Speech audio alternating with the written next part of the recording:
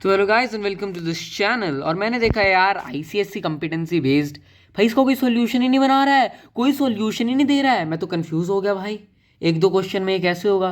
फिर बहुत ज़्यादा डीप लॉजिक, टीचर्स के साथ डिस्कशन, फ्रेंड्स के साथ डिस्कशन करने के बाद यार क्योंकि यार मेरा खुद इस पे करने में एक क्वेश्चन ऐसा उसको करने में खुद मैंने 2 घंटे वेस्ट किए हैं, फिर भी आंसर सॉल्व नहीं हुआ। तो मुझे लगा कि यार तुम्हारे साथ भी अगर ऐसा हो रहा है तो मैं थोड़ी बहुत हेल्प कर दूँ। मैं फिजिक्स में उतना अच्छा नहीं हूँ, लेकिन स्टिल भाई ट्राई कर सकते हैं सॉल्व करना। सबका साथ सबका विकास होगा। भाई मैं किसी पॉलिटिकल पार्टी आइडियोलॉजी से नहीं आता भाई। चल, ये लाइन मैंने बोली ना तो एसोसिएट मत करने लग जाना, ठीक है। तो ठीक है यार, करते हैं। फालतू की बात मैंने खूब कर ली, तो अब करते हैं start.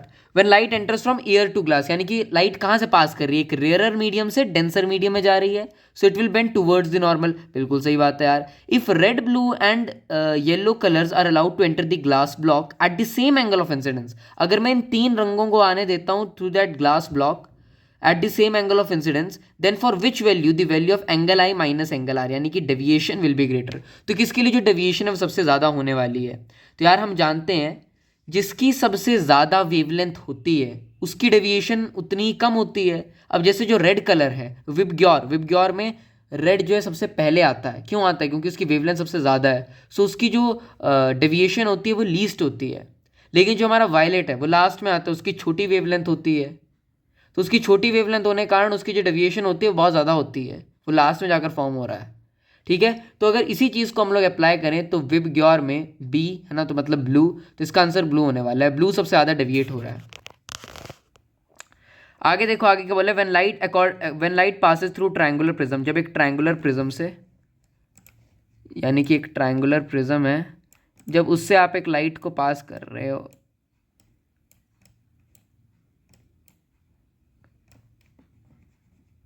I have solution for this.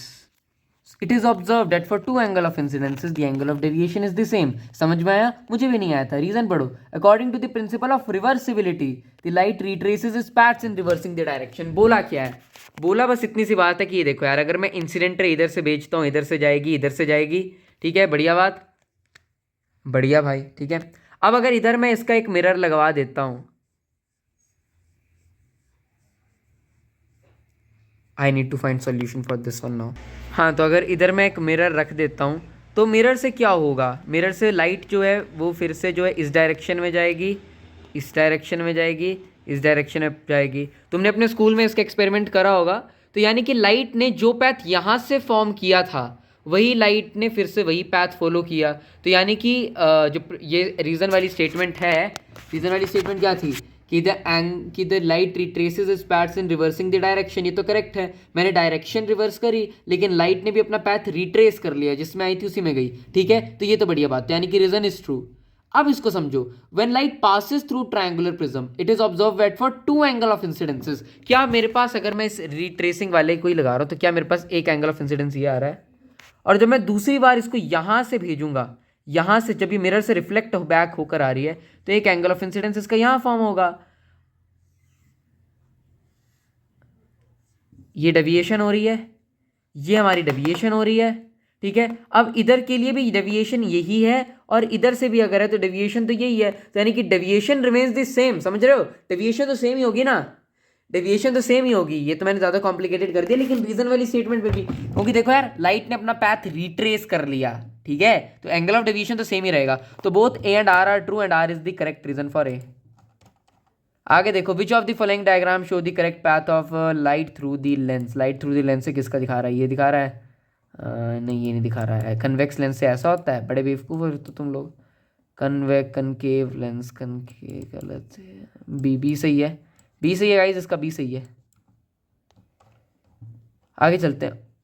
आगे देखो यार, the diagram below shows 4 pulley system, 4 pulley system दिखाएं, इसमें से बताना है कौन सी बात सच्ची है। ऑप्शन क्या है? ऑप्शन है there are 3 pulley system with velocity ratio 2 and 1 with velocity ratio 1। अच्छा, तो यानी कि वेलोसिटी रेशियो ढूंढना है। अब देखो यार, यहाँ 2 पुली, अब वेलोसिटी रेशियो कैसे निकालते हैं? Velocity ratio is equal to number of pulleys, कितनी पुलिस होती हैं उतना वेलोसिटी रेशियो होता है। लेकिन अगर 2 केसेस आते हैं इसमें भी, अगर मैं अपना एफर्ट अपवर्ड डायरेक्शन में लगा रहा हूँ, जैसे यहाँ अपवर्ड डायरेक्शन में लगा रहा हूँ, तो जो मेरा वेलोसिटी रेशियो हो जाता है वो हो जाता है नंबर ऑफ पुलिस प्लस 1, ठीक है। और इन केसेस में जहां मेरा एफर्ट डाउनवर्ड लग रहा है उधर मेरा velocity ratio number of pulleys ही रहता है। तो यहाँ कितनी है नंबर ऑफ पुलिस? 2 है, तो 2 + 1 3, तो एक मेरे पास 3 लो, इसका वेलोसिटी रेशियो 3 निकल के आता है। वैसे हम यहाँ नंबर ऑफ स्ट्रिंग्स देखते हैं, 1 2 3 नंबर ऑफ स्ट्रिंग्स देखते हैं इधर। यहाँ देखो, एक पुली +1 2, वेलोसिटी रेशियो 2। इधर है फॉर डाउनवर्ड लग रहा है, तो इधर 1 2 3 just number of the police count करो, काम हो जाएगा 3 1 2 1। ये देखो इस वाले केस के जो वेलोसिटी रेशियो है वो हम ऐसे निकालते हैं, 2⁻n। ठीक है, n means number of movable police. तो यहाँ देखो नंबर ऑफ मूवेबल पुलिस कितनी है, एक ही। ये तो देखो ये वाली जो पुली है, ये वाली, ये तो हमारी सिंगल फिक्स्ड पुली है, ये हमारी मूवेबल पुली है। तो मूवेबल पुली कितनी है, एक ही है, तो 2⁻1 कितनी आएंगी 2। तो यानी कि मेरे पास दो ऐसी हैं, दो का वेलोसिटी रेशियो 3 आ रहा है और दो का वेलोसिटी रेशियो 2 आ रहा है। तो the option, there are 2 pulleys system with velocity ratio 2 and velocity ratio 3। आगे, the diagram below show a force of 40 newton acting on a rod AB। तो अब मुझे बताना है कि इनमें से कौन सी बात सच्ची है और कौन सी बात झूठी है। भाई तुम लोग बोलते हो सच या झूठ, मेरे को बताओ। है, मैं तो देखो सच्ची बोलता हूँ, मैं तो बिल्कुल सच बोल रहा हूँ, मैं बिल्कुल सच्ची बोलता हूँ हमेशा। चलो ठीक है, यहाँ देखो P&S है वो अपोजिट मूवमेंट। P का मूवमेंट देख लो एंटी क्लॉकवाइज जा रहा है, S का मूवमेंट देख लो, इसका भी एंटी क्लॉकवाइज तो मूवमेंट जा रहा है। तो दोनों बातें जो हैं, तो ये बात तो देखो सेम मूवमेंट है, तो ये बात तो गलत है, हमें जो है सत्य का साथ देना है, तो इसको काट देंगे। The magnitude of moment of force is maximum in are. तो मोमेंट ऑफ फोर्स पहले तो आर में हमें कैलकुलेट करना पड़ेगा, तो आ जाओ आर में इसको कैलकुलेट करते हैं। हमारे पास AB एक रॉड है जहाँ A हमारा पिवट है, इधर से हम लोगों ने फोर्स लगाई, तो फिर ये हमारा क्या बन गया, ये बन गया हमारा point of application of force. अब इधर से जब इसको लेकर जाएंगे तो ये हमारे पास बनेगी line of action of force, और इधर से ये हमारे पास आ गया perpendicular distance from the pivot and the line of action of force. ठीक है, तो ये हमारे पास आता है 90 डिग्री। ये में दिया हुआ है 80 सेंटीमीटर, जिसे हमें मीटर में कन्वर्ट करना पड़ेगा क्योंकि फोर्स जो है 40 न्यूटन की है। और इधर हमारे पास एक फॉर्म होता है एंगल थीटा। क्या फॉर्म होता है इधर, इधर फॉर्म होता है एक एंगल थीटा। ठीक है, अब अगर मेरे पास देखो यहाँ से आसान काम है कि भाई यहाँ ट्रिग्नोमेट्री लगा दे, तेरे को जो है तेरा जवाब मिल जाएगा। लेकिन भाई ट्रिग्नोमेट्री लगाने के लिए मेरे को क्या चाहिए, थीटा की वैल्यू, और थीटा की वैल्यू मेरे पास है नहीं। तो भैया क्या कर सकते हैं, भैया बस यहाँ यही कर सकते हैं कि एक लॉजिक लगा सकते हैं। देखो, in right triangle hypotenuse is the biggest side, hypotenuse is the biggest side, so all other sides are going to be less than it. तो ये 70 ही रहेगी, ये 70 रहेगी, जितनी रहेगी 70 60 50 कुछ भी रह सकती है ना, वो मुझे नहीं पता कितने सेंटीमीटर रहेगी है, वो मुझे भी नहीं पता है, लेकिन 80 से तो कम ही होगी। लेकिन अब डायग्राम में हमें ऐसा भी डायग्राम दे के रखा गया जहां फोर्स परपेंडिकुलरली अप्लाई होती है, और जब फोर्स परपेंडिकुलरली अप्लाई होती है तब टॉर्क सबसे ज़्यादा होता है। तो इसीलिए ये जो बी ऑप्शन है वो गलत है, और जो सी ऑप्शन है यानी कि moment of force is maximum in P and Q, वो बिल्कुल सही है, क्योंकि P और Q में ऐसे ऐसे रिस्पेक्टिवली जो फोर्स है वो लग रही है, लेकिन इसमें जो फोर्स है वो ऐसे नहीं लग रही, इसीलिए। ठीक है, इसमें फोर्स ऐसे लग रही है। यहाँ देखो डायरेक्टली यहाँ 40 है, तो यहाँ 80 से मल्टीप्लाई जाएगा, 80 सेंटीमीटर, इसको मीटर में कन्वर्ट कर लो, जितना भी आता है 40 इंटू उतना होगा। ठीक है, लेकिन मान लो 40 इंटू 80 होगा, लेकिन यहाँ 40 इंटू 80 नहीं होगा ना, समझ रहे हो मेरी बात को, वही बात है, वही बात है, वही बात है। गाइस आगे देखो, आगे क्या बोलता है, आगे बोलते हैं दी डायग्राम बिलो 4 कोन मुझे दिए हुए हैं ABCD with height of 12 centimetre, और टोटल जो इनकी हाइट है वो 12 सेंटीमीटर है।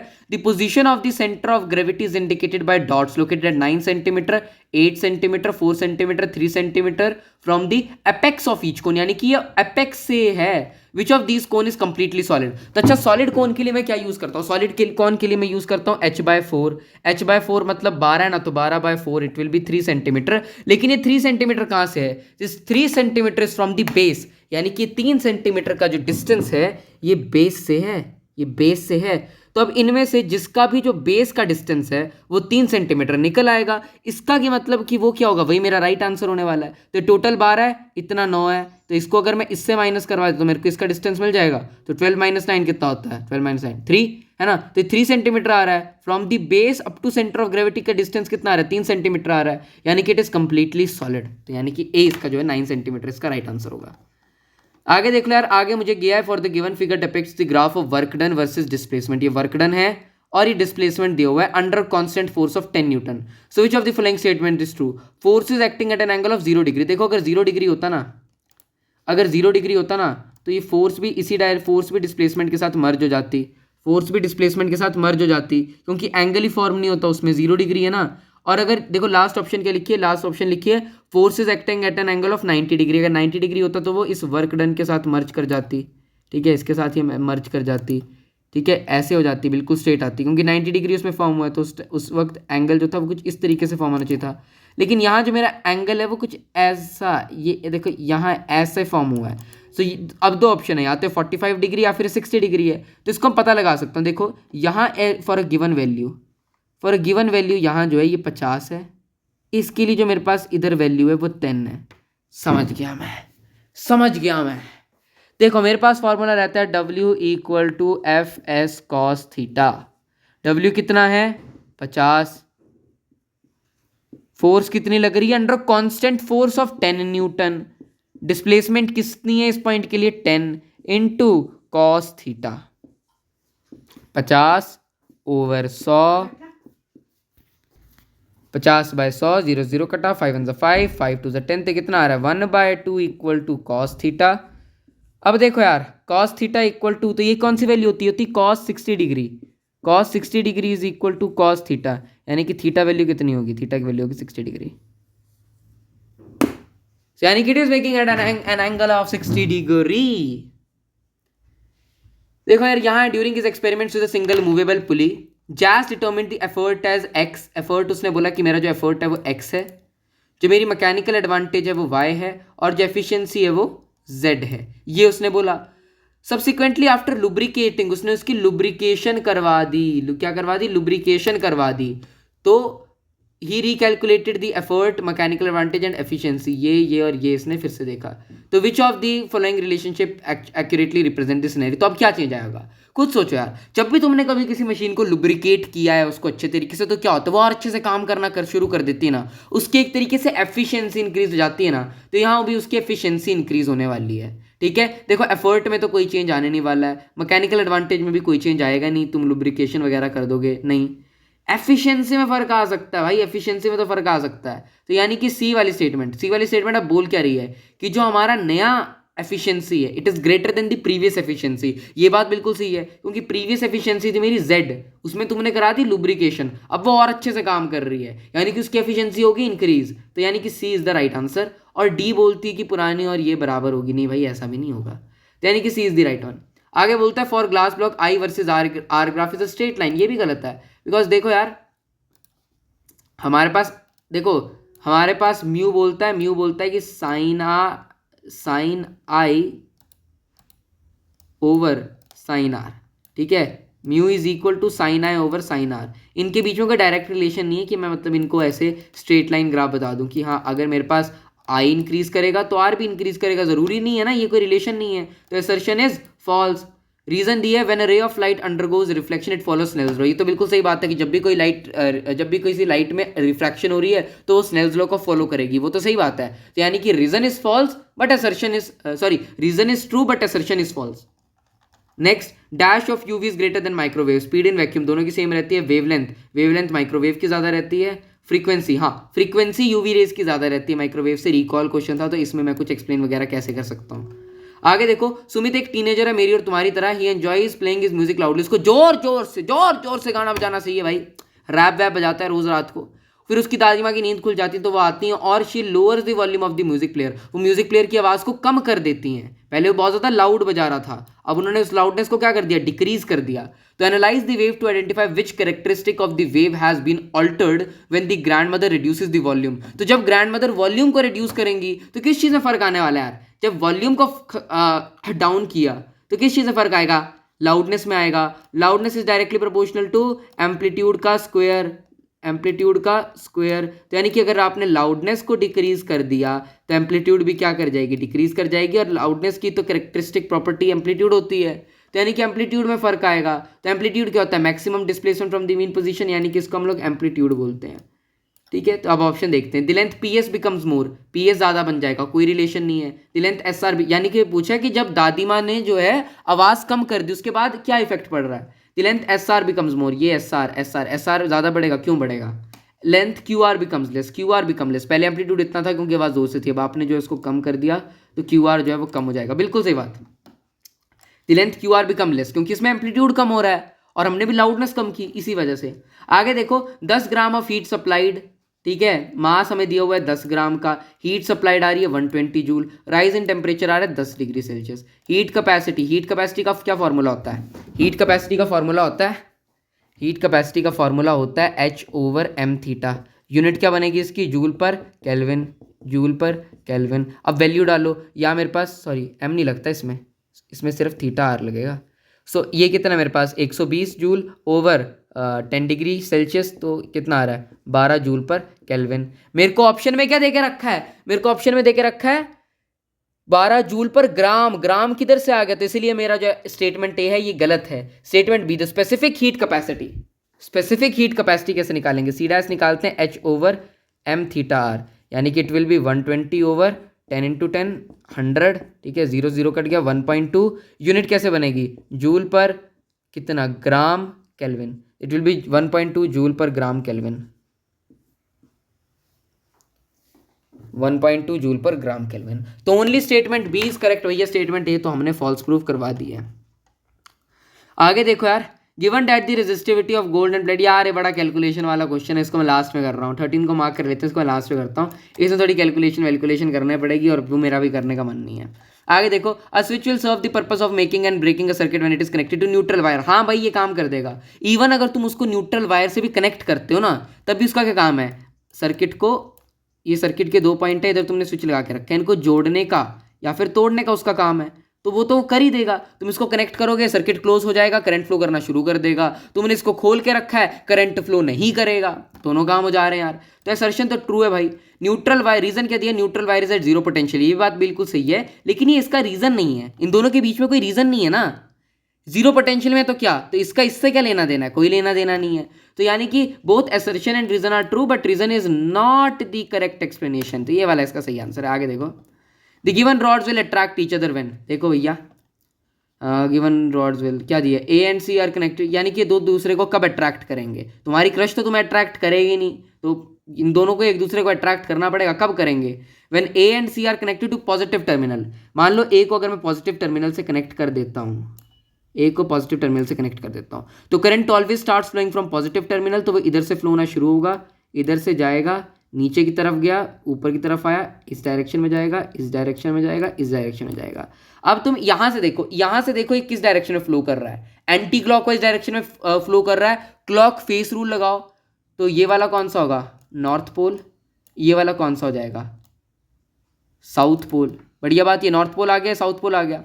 अब इधर भी सेम चीज करनी है। इन्होंने बोला सी को भी पॉजिटिव टर्मिनल से कनेक्ट करना है, तो सी को भी पॉजिटिव टर्मिनल से कनेक्ट करो। करंट ऐसे फ्लो करेगा, ऐसे फ्लो करेगा, ऐसे फ्लो करेगा, ऐसे फ्लो करेगा। इधर से देखने पर किस डायरेक्शन में कर रहा है? एंटी क्लॉकवाइज डायरेक्शन में। एंटी क्लॉकवाइज डायरेक्शन में फ्लो कर रहा है, मतलब नॉर्थ पोलैरिटी आ जा रही है। तो साउथ और नॉर्थ क्या करेंगे? एक दूसरे को अट्रैक्ट करेंगे। क्या करेंगे? अट्रैक्ट करेंगे। तो एक दूसरे के क्लोज आएंगे, बिकॉज हमें पता है unlike poles attract and like poles repel, लेकिन आजकल उल्टा होता है।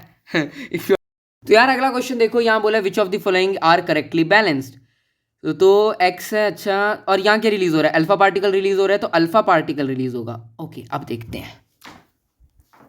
पहले मुझे क्या देके रखा है? मुझे देके रखा है एक्स, देके रखा है पेरेंट पार्टिकल Q-1 P-5। बढ़िया बात। अल्फा पार्टिकल रिलीज कर दिया, मतलब ये क्या हो जाएगा? Q-1 -2। ये कितना हो जाएगा? Q-3। कितना हो जाना चाहिए इसको? Q-3 हो जाना चाहिए इसको तो। और नीचे देखो P-5 प्लस P-5 -2 P-7 हो जाना चाहिए। ऊपर होता है, सॉरी यहाँ होगा A-4, तो यहाँ आएगा Q-5 ना, सॉरी। देखो ये होता है A-4 और इधर कितना होगा? P-2। A-4 और P-2 ऐसे होता है ना। तो यहाँ होगा ये Q-5, सॉरी ये होगा Q-5 -7 आएगा, ठीक है। तो इसको आना चाहिए Q-5 और P-7। इन्होंने देके रखा है Q-5, तो इन्होंने सही देके रखा है, लेकिन दूसरे ने देके रखा है P-3। तो ए जो है, ए तो गलत है। ए तो भैया क्या है? ए तो भैया गलत है। दूसरा देख लेते हैं, दूसरे में क्या रिलीज हो रहा है? इलेक्ट्रॉन रिलीज हो रहा है ऐसे करके। तो ये क्या है? बीटा पार्टिकल रिलीज हो रहा है। मास देखो, इसमें मास Q-4 सेम रहेगा, ये तो सही है। P-4 +1 क्या होगा? P-4 +1, देखो भाई, मैं यहाँ सॉल्व करने का काम कर रहा हूँ, ये एक्सप्लेन करना मेरा काम नहीं है कैसे आया। उसके लिए तुम रेडियो एक्टिविटी पढ़ो फटाफट से जाके। P-4 + 1 यानी कि P-3, P-3 आना चाहिए।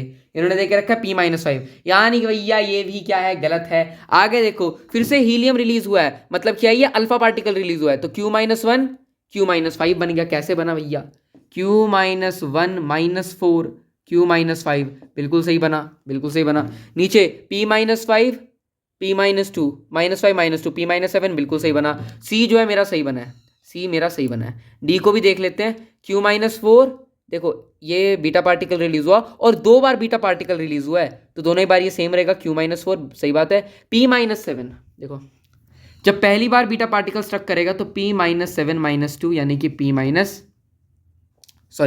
बीटा पार्टिकल है ना, 7 + 1 होगा, तो इट विल बी P-6। दूसरी बार जब फिर से बीटा पार्टिकल स्ट्रक किया, then it will be again +1, then it will be P-5, so it must be P-5।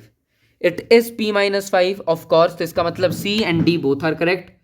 तो ऑप्शन है क्या ऐसा, हाँ, बोथ सी एंड डी, तो ये वाला आंसर सही है, बढ़िया बात। आगे यार देखो, the above picture shows 3 cylinders filled with water up to different levels, ठीक है, यहाँ दिखाया कि कितने कितने लेवल तक भरे हुए हैं। दी ट्यूनिंग फॉक्स LMN, यहाँ ट्यूनिंग फॉर्क दिए हुए हैं हमें LMN, ठीक है। They produce louder sound when held above the mouth of cylinder, तो ये लाउड साउंड प्रोड्यूस करते हैं जब मैं ट्यूनिंग फॉर्क को इनमें से किसी के ऊपर रखता हूँ, ठीक है। Which combination is correct for hearing, अच्छा, यानी कि यहाँ पूछा है कि मैं L को किसके ऊपर रखूँ कि मेरे को लाउड साउंड प्रोड्यूस हो, M को किसके ऊपर रखूँ कि लाउड साउंड प्रोड्यूस हो, और N को किसके ऊपर रखूँ कि लाउड साउंड प्रोड्यूस हो, यानी कि रेजोनेंस प्रूव करानी है। अच्छा ओके, तो अब यार लाउड साउंड कब प्रोड्यूस होगी, लाउड साउंड तब, रेजोनेंस तब होगी जब दोनों की नेचुरल फ्रीक्वेंसीज मैच करेंगी, दोनों की नेचुरल फ्रीक्वेंसीज मैच करेंगी। अब नेचुरल फ्रीक्वेंसीज किस पे डिपेंडेंट करती हैं, जिनकी जिनकी जिनकी लेंथ सेम होगी, जिनकी लेंथ सेम होगी। देखो इसकी लेंथ और अगर इसकी लेंथ सेम हो जाए तो मैं ये बोल सकता हूं ना कि ये दोनों रेजोनेंट बॉडीज हैं, बोल सकता हूँ कि नहीं। तो देखो मतलब बेसिकली मुझे इतना ही काम करना है, मुझे इनकी नेचुरल फ्रीक्वेंसीज ढूंढनी है सबसे पहले तो उसके लिए लेंथ ढूंढने पड़ेगी। Frequencies inversely proportional to length, यानी कि जिसकी फ्रीक्वेंसी सबसे ज़्यादा होगी उसकी लेंथ उतनी कम होगी, है ना। ये भी रिलेशन इधर लग सकता है।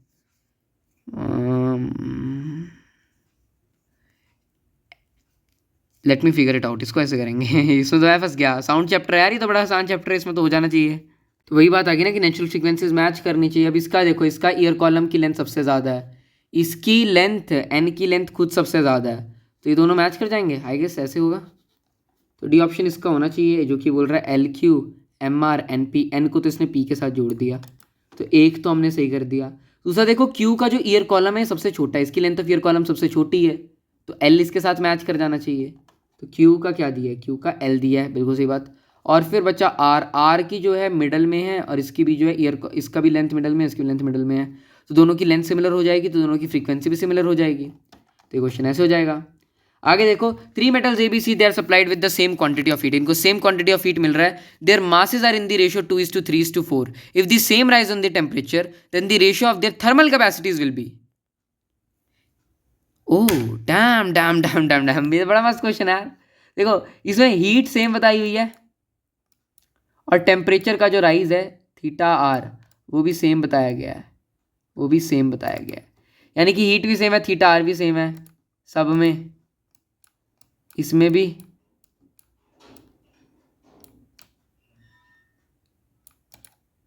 और इसके अगले में भी।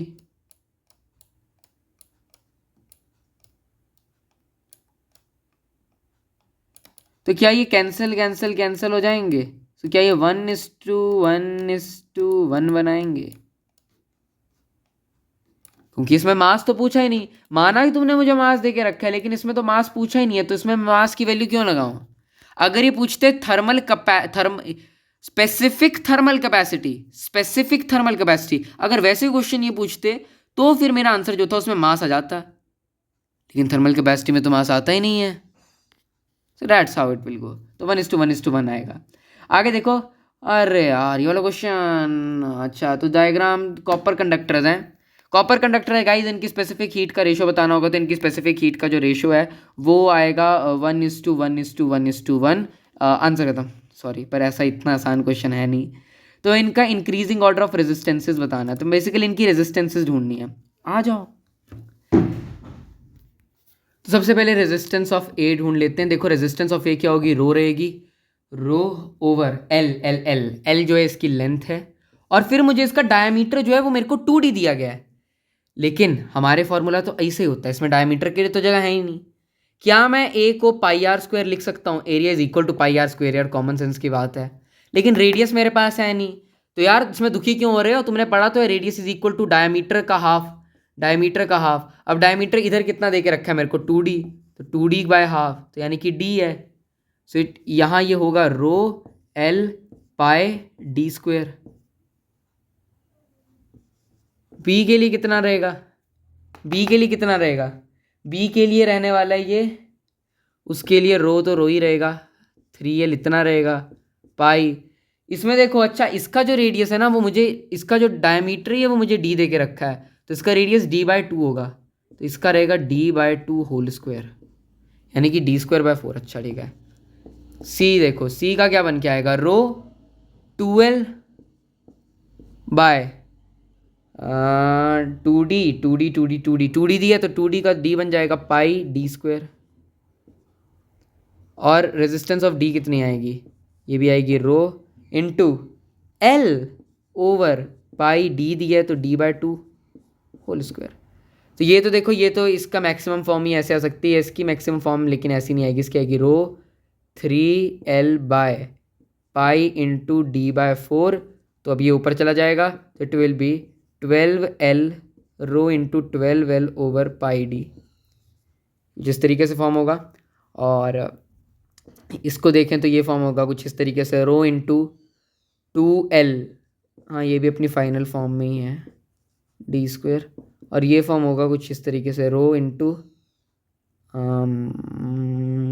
कितना l by pi d/4, so it will be rho into l 4l by pi d।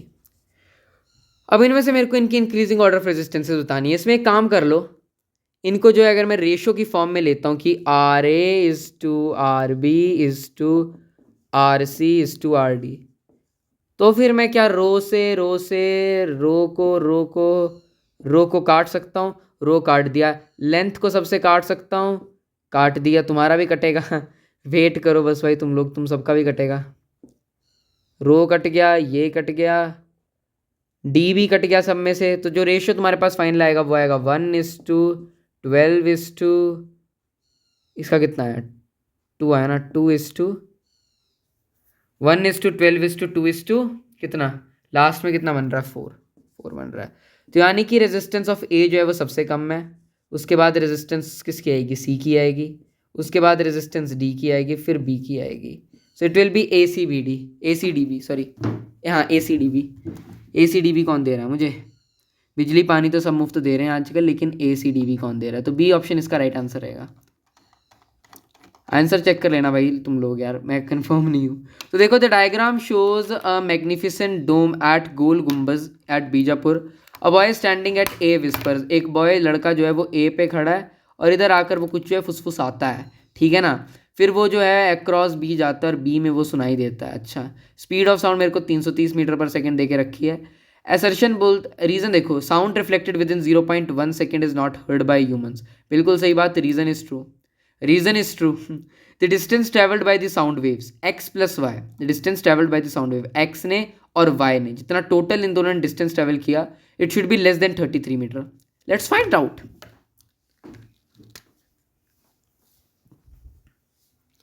तो it will be d equal to v/t/2, क्योंकि वो बोल रहे हैं कि मैंने उसको बोला, ठीक है, तो वो मेरे पास डिस्टेंस 1 हो गया, लेकिन फिर वो बोलते हैं कि x प्लस वाई, यानी कि जो वो वापस आया तो मेरे को उसका भी डिस्टेंस बताना है, तो इसलिए v/t/2 इको का केस बन जाता है 330 इंटू 1/10 इंटू 2, तो 0 से 0 कटा, 233 था। ओ माय गॉड यार, अब कितना बनेगा 1 पॉइंट, कुछ आएगा ना डेसिमल में आंसर आएगा ना, और वो क्या आएगा, it will be less then, कितना आएगा, it will be less then, तो ये जो है इसके लेस देन आएगा, ठीक है, तो it will be less than 33 metre, it will be less than 33 metre. तो ये जो है 33 मीटर के लेस होगा, इसीलिए हम लोग क्या बोल सकते हैं, इसलिए हम लोग बोल सकते हैं कि A is false, R is true, A is false, R is true. आगे, a magnetic compass is present in a small table, एक छोटे से टेबल पे तुम लोगों ने जो है मैग्नेटिक कंपास जो है इधर रखा हुआ है, very close to the wall in the room, दीवार के पास रखा हुआ है तुमने। A man enters the room and switches on the air conditioner, office से आ रहा था बॉस की डांट खा के, फिर उसने जो है एसी जो है वो ऑन कर दिया। He observes that the needle in the compass show immediate reflection, वो देखता है कि एकदम जैसे उसने एसी ऑन किया वैसे डिफ्लेक्शन शो होने लग जाता है। मिरेकल, मिरेकल भाई, मिरेकल नहीं है भाई, ये फिजिक्स है, फिजिक्स है भाई, मिरेकल नहीं है, मिरेकल नहीं है। Identify the most probable reason, air blowing in the room, अच्छा कि ऊपर हवा घूम रही है और हवा की वजह से ये हो गया। नहीं भाई, ये एक अप्रोप्रिएट रीजन नहीं है, बहुत ही भड़वा रीजन तुमने मेरे को देके रखा है।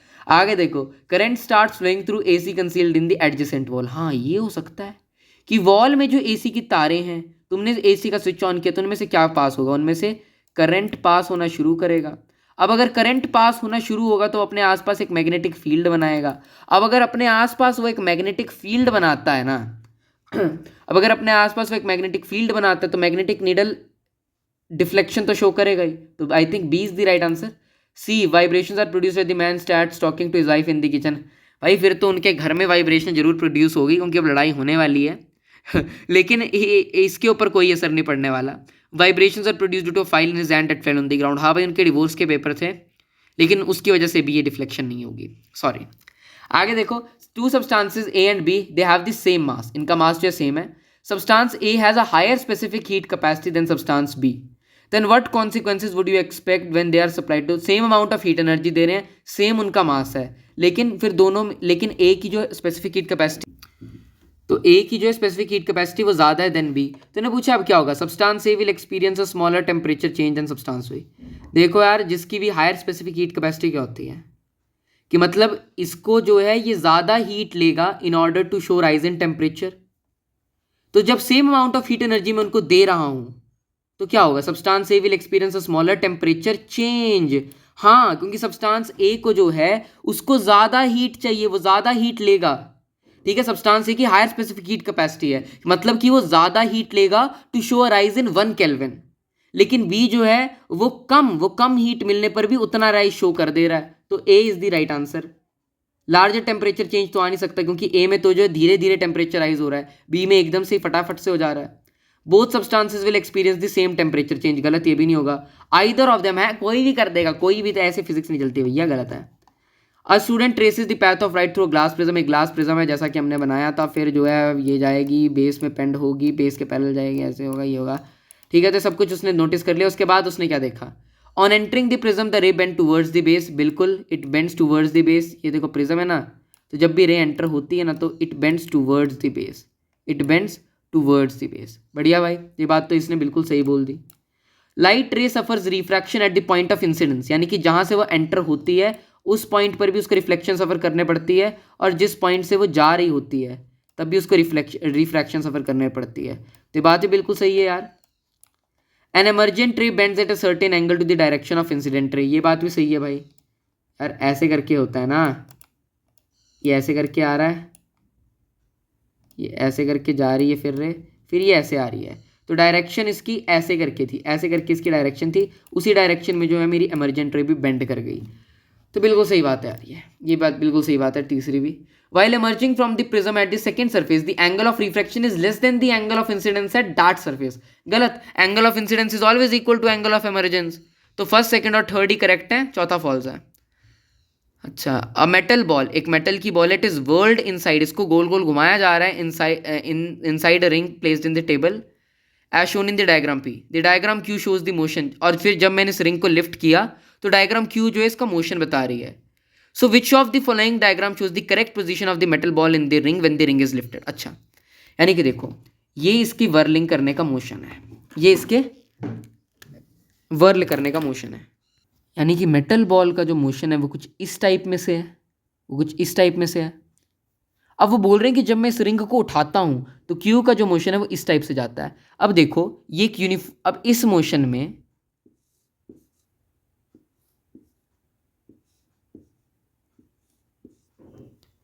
जो डायरेक्शन है वो बार बार चेंज होते रहती है, जो स्पीड है वो तो इसमें कांस्टेंट रह रही है, लेकिन जो वेलोसिटी है वो चेंज हो रही है। तो अब इन्होंने पूछा है कि एट विच पोजीशन, कौन सी पोजीशन पे अगर मैं रिंग को उठाता हूं तो ऐसी कौन सी पोजीशन होगी जब मैं रिंग को उठाऊंगा तो ये मुझे ये वाला मोशन देगी, इस पॉइंट पे ये वाला।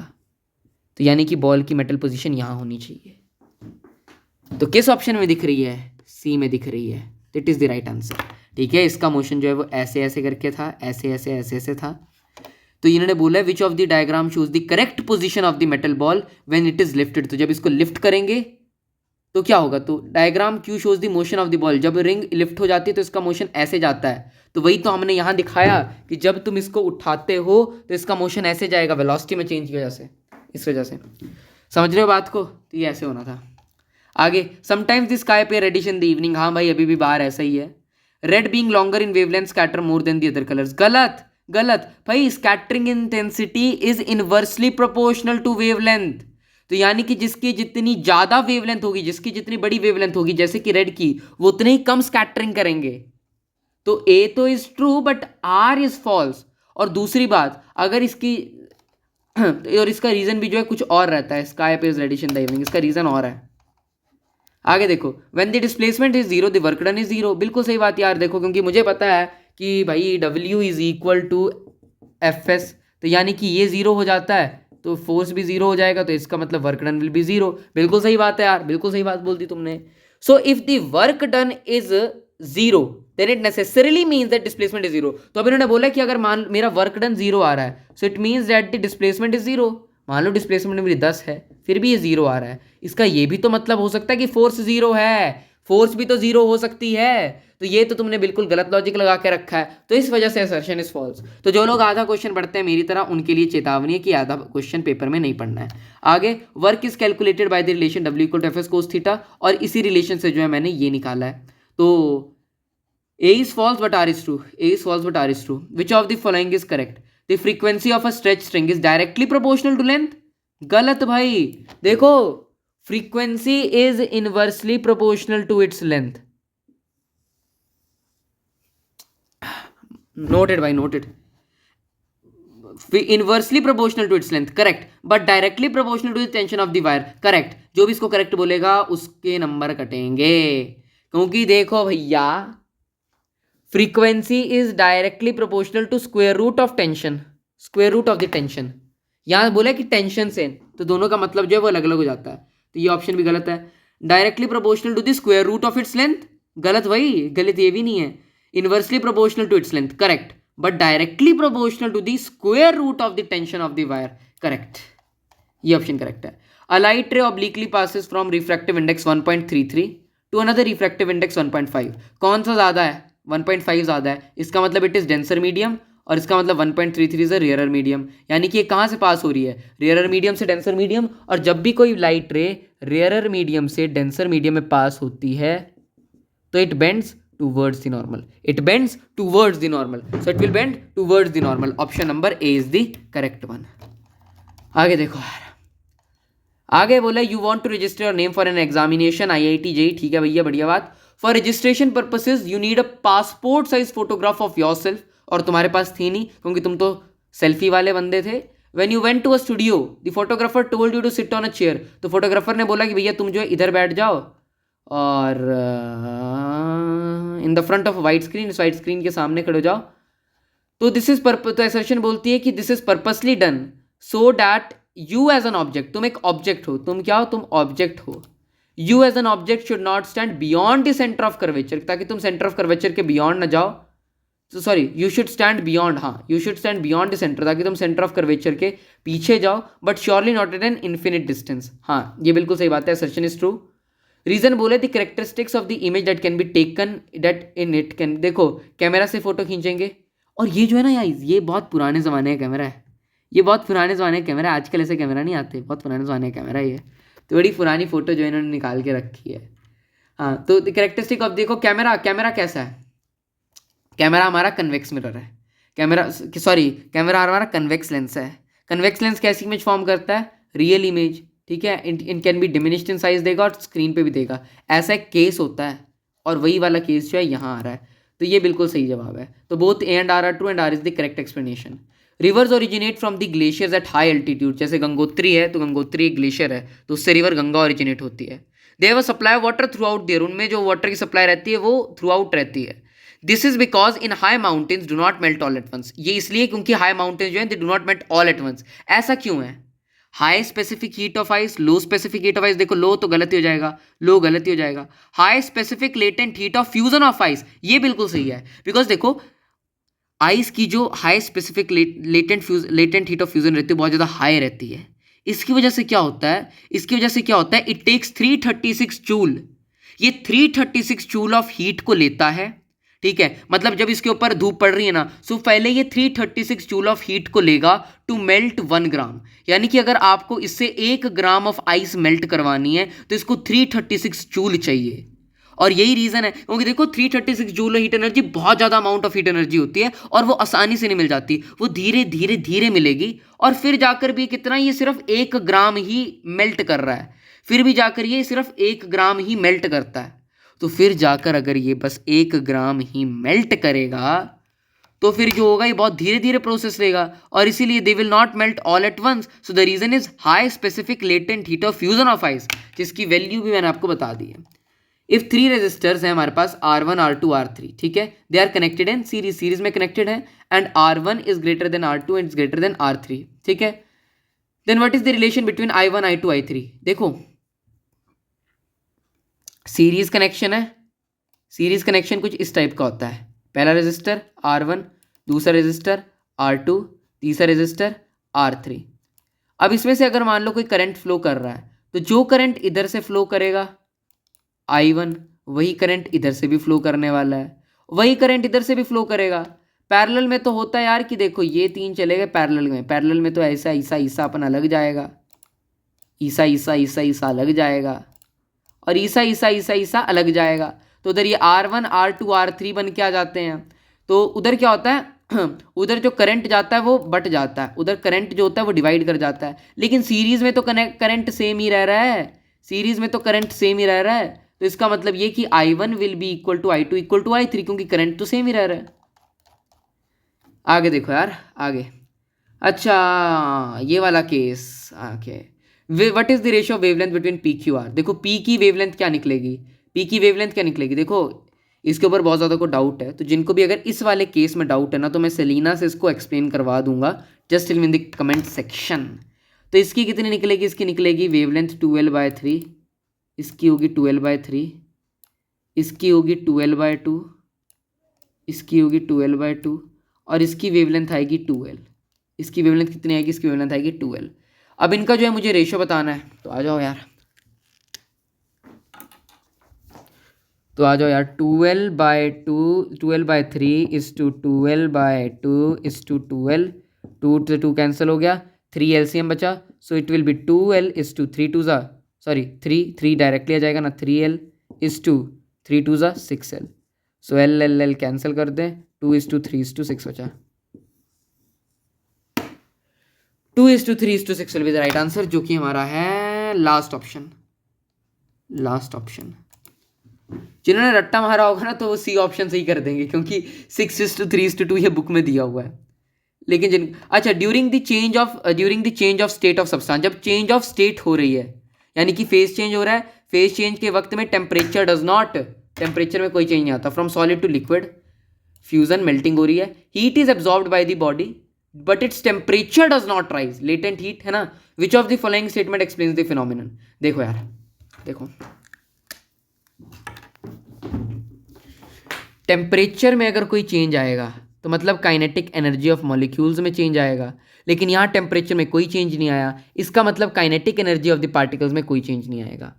लेकिन जब देखो जब सॉलिड थे ना तो इनकी इंटरमॉलिक्यूलर फोर्सेस कैसी थी, बहुत ज़्यादा पास में थी, इंटरमॉलिक्यूलर फोर्सेस बहुत ज़्यादा स्ट्रॉन्ग थी। लेकिन अब जब आपने इसको हीट किया तो इसकी इंटरमॉलिक्यूलर फोर्सेस जो हैं वो दूर भाग गई हैं, और ये डिपेंड करती थी और ये डिफाइन करती हैं पोटेंशियल एनर्जी को। अब पोटेंशियल एनर्जी जो है वो चेंज होगी तो इसका मतलब पोटेंशियल एनर्जी इंक्रीजेज, ठीक है, इसका मतलब potential energy increases whereas the kinetic energy remains the same, तो बी ऑप्शन जो है मेरा सही हो जाएगा। When current is pass through wire a magnetic field is generated around the wire. बिल्कुल सही बात है भाई, हमें ये उन्होंने बताया था, क्या नाम था उनका, ऑस्टर्ड जी ने हमें प्रूव करा था। तो ये सही बात है। When there is a change in the change of magnetic flux, जब मैग्नेटिक फ्लक्स में चेंज आ रहा है यानी कि number of magnetic field lines passing through the coil, the induced current is generated in the coil. हाँ, फिर induced EMF आएगा पहले, और अगर फिर सर्किट क्लोज होगा तो इंड्यूस्ड करंट भी उसके अंदर आ जाएगा। तो दोनों ही स्टेटमेंट जो है करेक्ट है, लेकिन R is not the correct explanation. ये करेक्ट एक्सप्लेनेशन नहीं है असर्शन की, इसमें इन दोनों का कोई रिलेशन नहीं है, दोनों अलग अलग बातें हैं, तो इसलिए it is not the correct explanation. अब देखो, which of the following combination correctly shows the change on charges on the particle. +1.6 into 10⁻⁻19 proton का होता है, सही बात है। -1.6 इंटू 10⁻19 किसका चार्ज होता है, न्यूट्रॉन के ऊपर। भाई न्यूट्रॉन तो अनचार्ज पार्टिकल है, उसके ऊपर तो कोई चार्ज नहीं होता। +1.6 इंटू 10⁻19 कूलम अल्फा पार्टिकल, ये अल्फा पार्टिकल के ऊपर ये नहीं होता, अल्फा पार्टिकल के ऊपर इतना चार्ज होता है, +3.2 इंटू 10⁻19 कूलम। प्लस ये प्रोटोन, बिल्कुल सही बात, प्रोटोन का इतना होता है, -1.6 इंटू 10⁻19 इलेक्ट्रॉन का, बिल्कुल सही बात है। अल्फा पार्टिकल का ये बताया हुआ है, तो बिल्कुल सही बात है, यानी कि सी ऑप्शन जो है हमारा सही होगा। तो सारे क्वेश्चन यार मैंने यहाँ करा दिए हैं, अगर किसी भी एमसीक्यू में डाउट आएगा तो बताना। अगले क्वेश्चन भी हम लोग कर सकते हैं यार, थोड़े दिनों में आने वाले क्वेश्चंस का भी मैं आपको आंसर बता दूंगा। कोई अगर मैंने किसी भी पार्ट में कोई गलती कर दी है यार, बिकॉज देखो विदाउट एनी क्रिटिसिज्म और हेट जो है, मुझे बता देना कि वो कहाँ गलती करी, कैसे गलती करी। I will surely apologise for that, क्योंकि देखो यार, I am not a expert of physics, but I am just a student like you, so I will try to improve myself and my physics. Thank you. I hope you enjoyed it.